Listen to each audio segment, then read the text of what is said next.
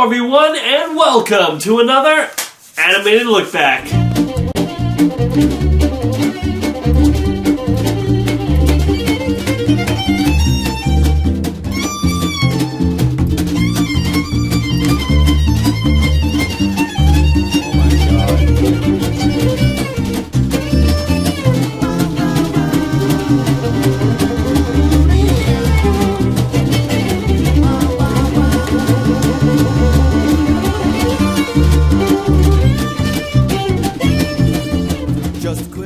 Well, I am super excited to be talking about The Incredibles today.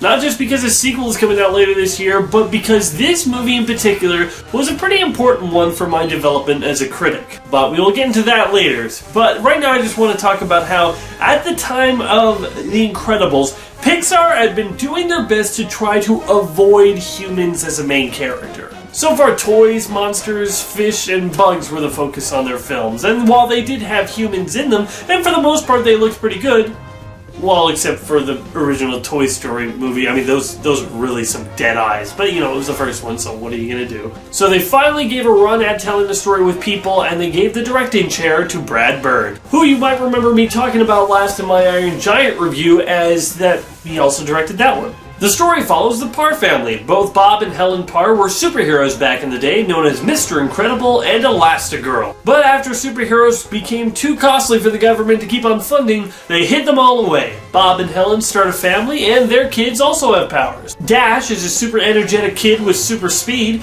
and Violet is a shy teenager with the powers to turn invisible and to create force fields. Because if you're gonna rip off the Fantastic Four, might as well go all the way with it. And then there is their baby Jack, who doesn't seem to have any powers. Right now. But Bob is unsatisfied with his life and wants to go back to the good old days of being a superhero. And after he is fired from his job, he is given an offer to do just that. But there is more to the offer than meets the eye, and before he knows it, his whole family is wrapped up in this whole bunch of shenanigans. Okay, I just want to start off and go right to one of the great things about this movie, and that is the music. I think this film really has one of the best musical scores ever. The music gets you really amped up and excited for all the action-packed sequences.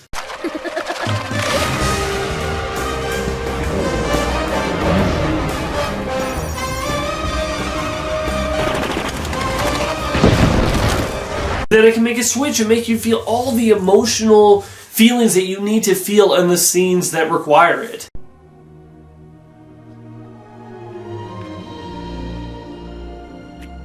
If we work together, you won't have to be. I don't know what will happen. Hey, we're superheroes. What could happen?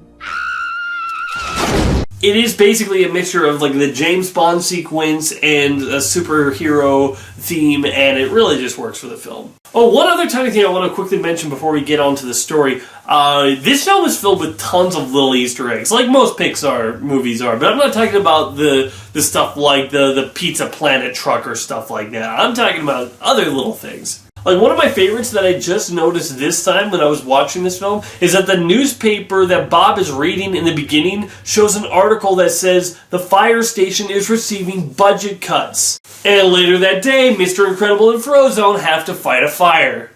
I mean, the little touches like that is just really good. Oh, by the way, thinking about that scene, let's be grateful that Frozone was dealing with one of the non-racist cops. So let's just get to it, though. What is the best thing about The Incredibles? Honestly, the story, because while it does have amazing stuff poking fun at superhero tropes...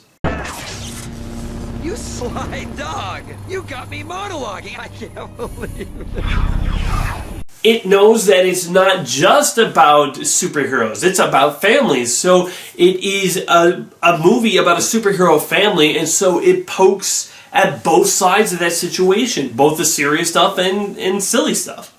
And so it uses relatable scenarios, but it uses these characters to put them in extreme superhero scenarios. And I really sympathize with everybody in the Parr family. And the funny thing is, I didn't think I would when I originally saw it. Like, let's take us all back a little bit. Go back in time a little bit. If you remember, the very first thing you saw about The Incredibles was the teaser. This was back when Pixar just made up new footage just for the teaser so they wouldn't give anything away.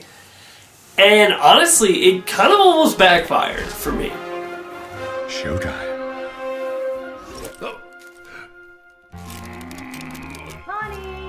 Come to dinner. I can't come to dinner. I've got the red. I gotta go.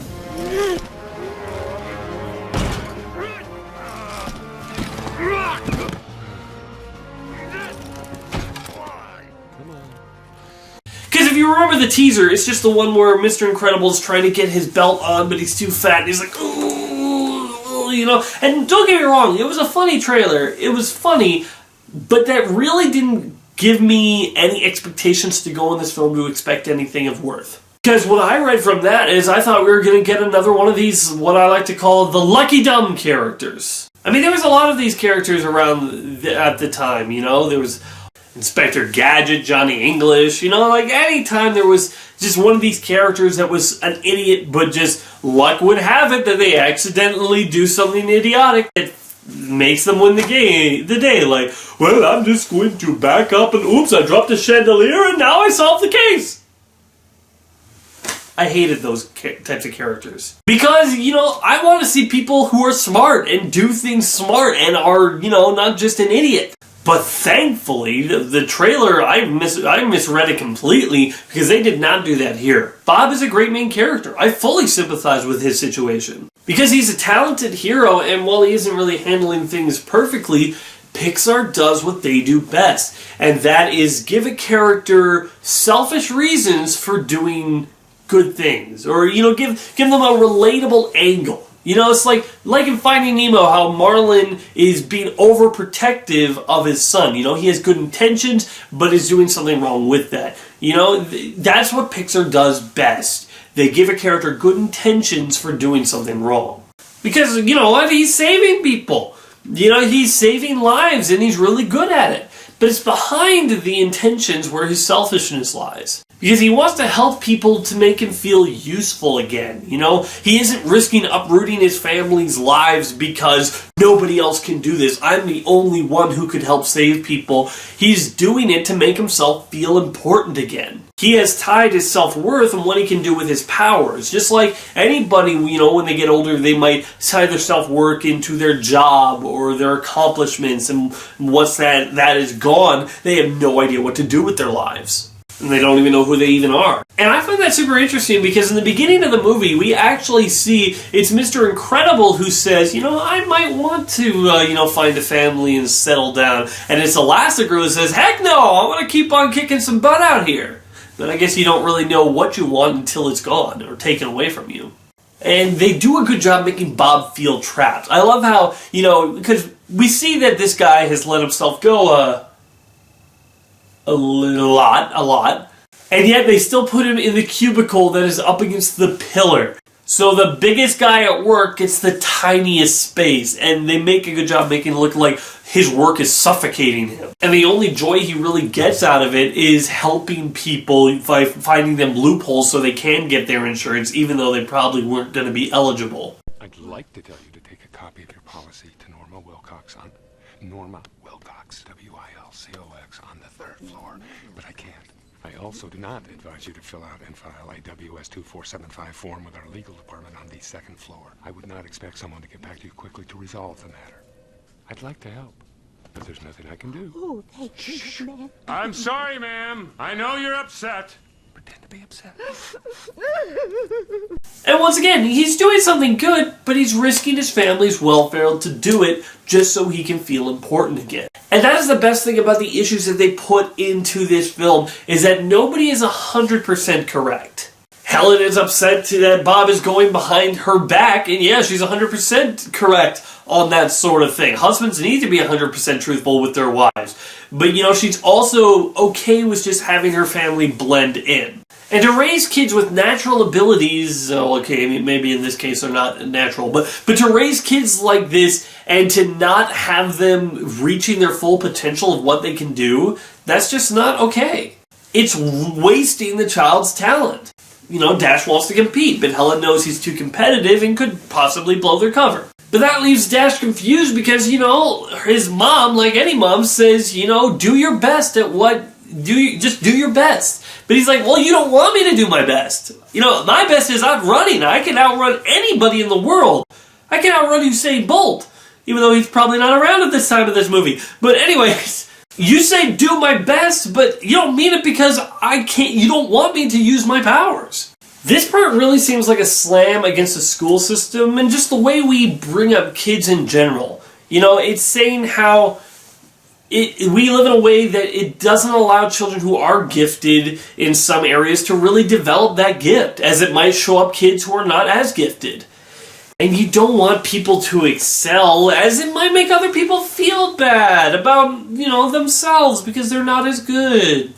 And because of that, nobody ever gets to do anything great, because nobody can excel, as we all need to stay on the same level of mediocrity. I can't believe you don't want to go to your own son's graduation. It's not a graduation. He is moving from the 4th grade to the 5th grade. It's a ceremony. It's psychotic. They keep creating new ways to celebrate mediocrity, but if someone is genuinely exceptional, This is not about you, Bob. This is about Dash. You want to do something for Dash? Then let him actually compete. Let him go out for sports. I will not be made the enemy here. You know why we can't do that. Because it'd be great! This is not about you!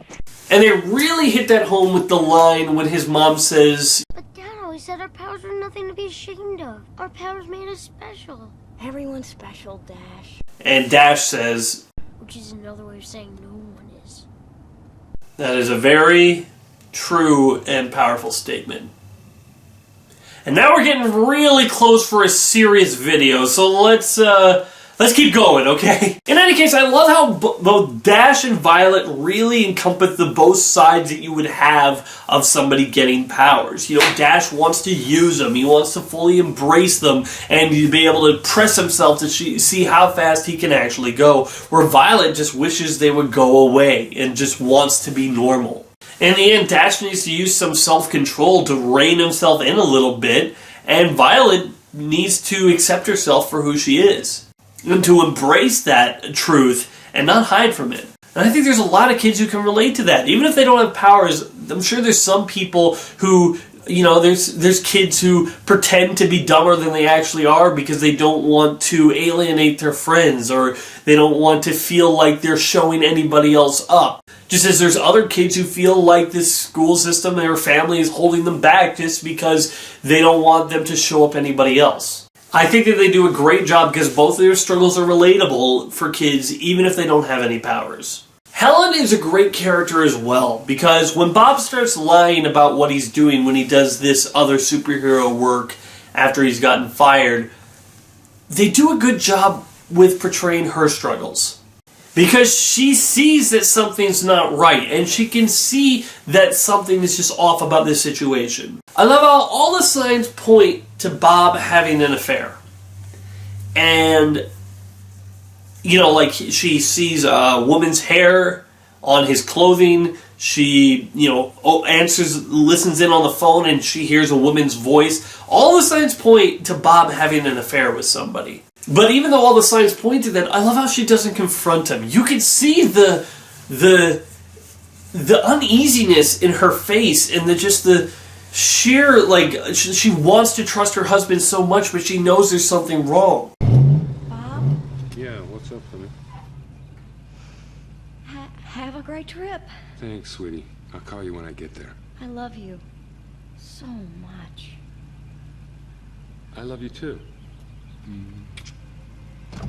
She doesn't confront him on it. She's just, you know, holding on to her belief and faith in her husband. And, you know, last time she sees him before he goes off to the island the second time, is she just says, I love you. And she looks at him in a way that she's like, I'm putting trust in this man. I trust him, but something right now, I feel so uneasy. I'm so glad that she didn't confront him on it, because that would have made her and Bob much more dislikable characters. Because, like, there's a deleted scene where she actually does confront him on it. And she straight up asks him if he's having an affair. Did I miss something? What's this? Looks like hair. Whose hair? I don't know. Cleaners? It's blonde. It's white. It's platinum blonde. It's white old lady hair. The cleaners. This is not old hair. Why don't you ask what you want to ask? Are you having an affair? Yeah, me and the old lady. One look at her laundry and I had to have her. Are you nuts? And he angrily says, no way I'm having an affair, and lies even more about what he's doing on this island. And you know what? This would have made them seem both very unlikable. Helen would have seemed paranoid and, you know, not as vulnerable as we see of her in that scene. You know, in that scene, she feels so vulnerable and broken and like she's holding on to the faith in her husband, where here she feels like accusatory and paranoid. And Bob would have felt even more like a jerk because he would have been doubling down on his lying, even though his lies have made his wife feel like he's having an affair with her. And at that point, I would think that any husband would have been like, okay, I got to tell you what's going on because I don't want you to feel like I'm being disloyal to you. Plus, outright saying it, you know, affairs are a pretty heavy concept to put in a movie that you know kids are going to see. And in my mind, let's not deal with it. You know, it's like you can hint at it, which they didn't here. They did, and anyone who is familiar enough with this subject and knows what she could be feeling like, you know, they're going to read it and know what she's feeling. But, you know, you don't have to outright say it because you don't need the kids in the theater going, Mommy, what's an affair? Save those conversations for another day. We're here to have fun. Pixar also does a great job of having Helen talk to her children like a mother would in this sort of dangerous situation. She knows that these kids need to know the stakes if they are going to survive. That they can't just, you know, treat this like a family field trip. That there is actual danger here and that they need to understand that. Remember the bad guys on those shows you used to watch on Saturday mornings? Well, these guys are not like those guys. They won't exercise restraint because you're children. They will kill you if they get the chance. Do not give them that chance. And I think that's really important because after that, if something happens which leads to a henchman dying, like, you know, in the 100-mile dash, which I love that scene, by the way, it's a really, really great action scene, but in the 100-mile dash, while Dash is running, so many henchmen are blown up or killed while he's running, but in the end, he's not a trained superhero, he's just a kid trying to survive, and he is in complete self-defense, and so anything that happens in that situation, he is not responsible for, because he is just tasked with keeping himself safe. I also like that we really do get to see Bob and Helen at their lowest points.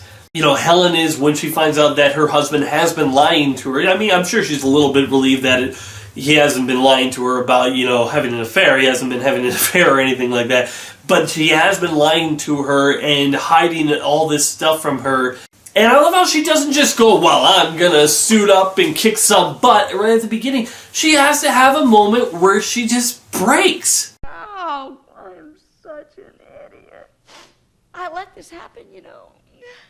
The new sports car, the getting in shape, the blonde hair, the lies. Yes, he attempts to relive the past. Now I'm losing him. Oh, what do I do? What do I do? You know, she has a good cry and starts, you know, feels all the emotions, and then she has some common sense literally beaten into her. Pull yourself together. And then she kisses, alright, I'm gonna suit up and I'm gonna kick the butt and take some names. I love that. I think in a lot of ways, a lot of kids always view their parents as superheroes. But whether superheroes or not, sometimes they just need their moments to break down too. Bob's lowest moment is a little bit lower. When he thinks that his family has been shot down in the plane, he does, with all of his strength to get out of the device, he grabs Mirage and holds her and threatens to kill her. Syndrome calls his bluff and he lets her go. And the last we see of him at that point is him crying as the doors close. The next we see of him, Mirage is going in and it starts to let him go. You know, she turns off the captive device and lets him go. And Bob grabs her by the throat. And you can just see that he's been playing it all in his mind. That whole scenario ever since. Because after what just happened, it was fresh. You know, but now that he's let the sorrow and depression seep in, he was like, I should have killed her. I should have killed her. Would have taken something away from Syndrome. Who took everything away from me. And he grabs her by the throat. And if she hadn't told him that his family were alive, it might have been a, you know, like the cap shooting off a toothpaste. I mean, just listen to how dark his voice gets. There isn't much time. No, there isn't. In fact, there's no time at all. Why are you here? How can you possibly bring me lower? What more can you take away from me? Family. survived the crash. They're here on the island. They're alive? And then when he finds out his family is alive, his whole demeanor just changes. And they really hit it home later when they're about to fight the Omi-droid that the most important thing to Bob now is his family. What is this to you? Playtime? No. So you can be Mr. Incredible again? No. Then what? What is it? I'm not... Not what? I'm not strong enough. Strong enough, and this will make you stronger? Yes. No. That's what this is? Some sort of workout? I can't lose you again.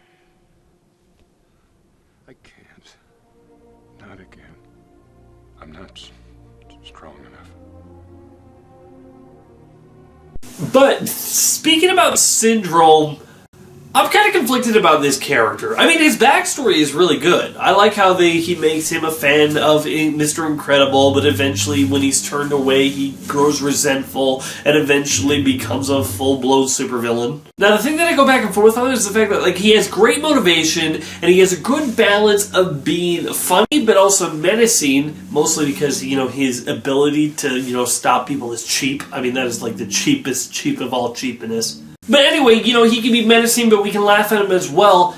But the thing is, it really comes down to his plan. And, at one point, it really kind of works for his character. What did he want as a kid? He wanted to be a superhero. And even now, after all this time, he still wants to be a superhero. He's just making it so he's faking to be one on his own terms. He wants to be a superhero, he just doesn't want to help people anymore. And so, yeah, it makes sense, but I don't know. Isn't this a bit much? I mean, you built and tested giant robots until there were no other heroes that could stop it.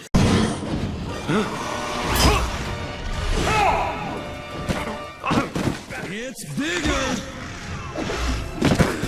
It's badder. Ladies and gentlemen, it's too much for Mr. Incredible.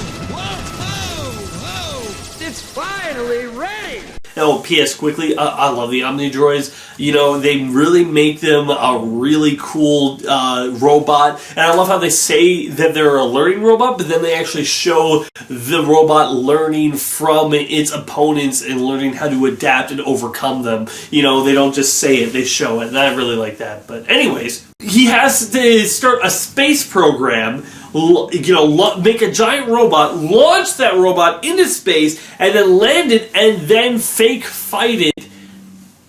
I mean, my gosh, that's a whole lot just to pretend to be a superhero. I mean, your 0-point energy is already so cheap that you can take down a family of superheroes without even really trying. Don't you think you're going overboard with this?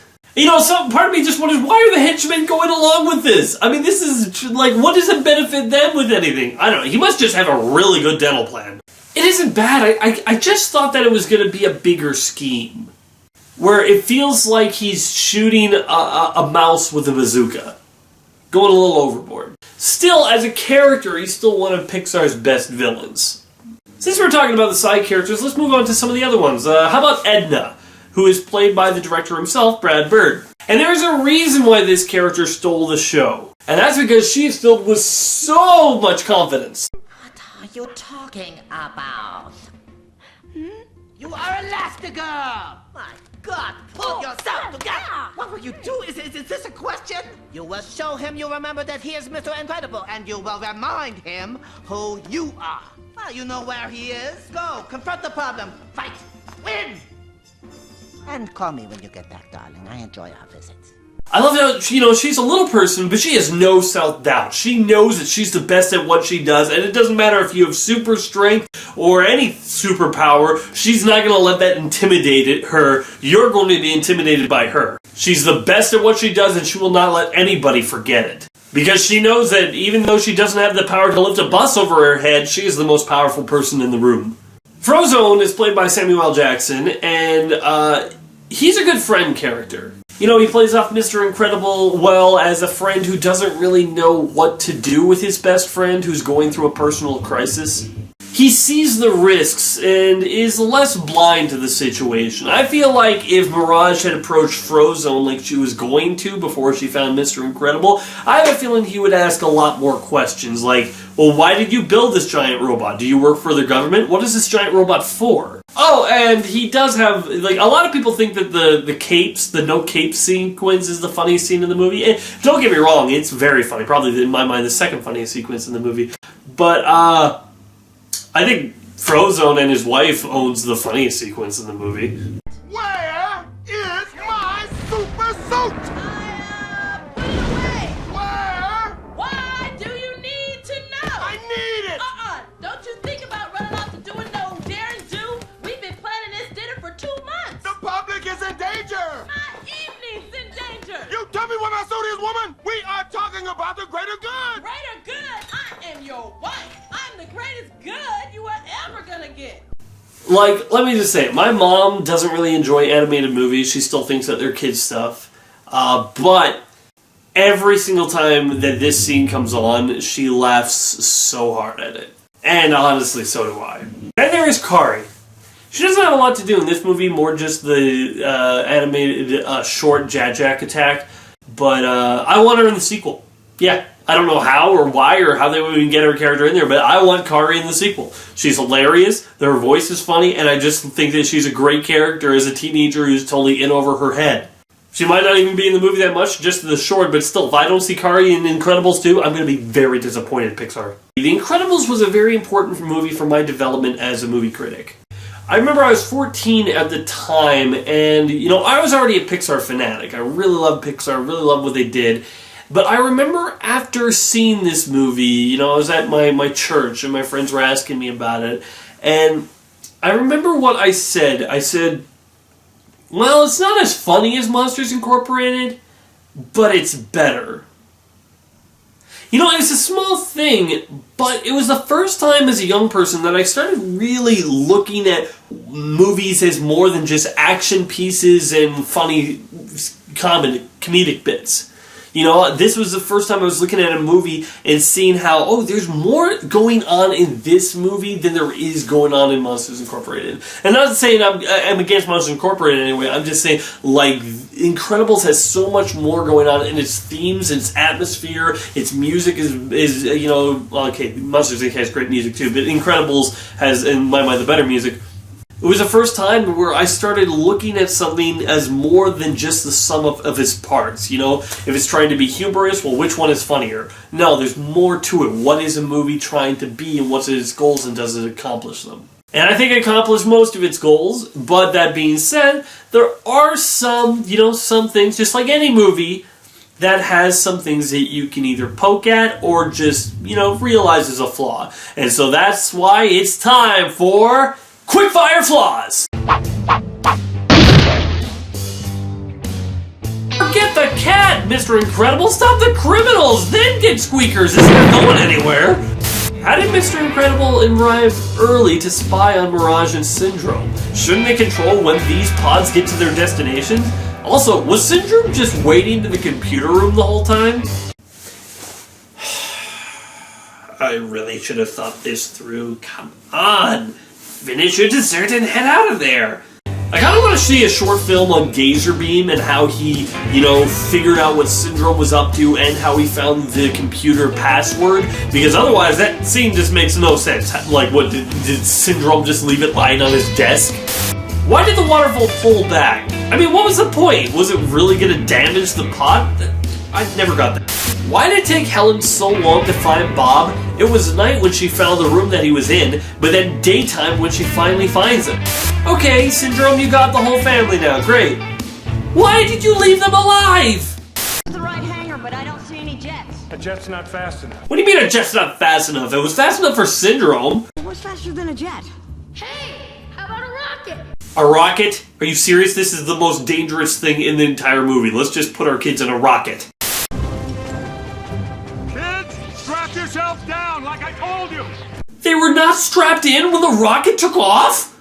Yeah, just strap in now. No need to put the straps on when you're going into flipping outer space. But in the end, none of those things really bring the film down at all for me. Honestly, the only thing that I find with this film that kind of throws it off is that I think the villain's plan is a little too much overkill for such a small goal. But it works for the film and for the characters. The music is incredible, the characters are incredible, the animation is incredible. This is an incredible incredible movie with a very fitting title. And so with that being said, I'm going to give The Incredibles a 9 out of 10.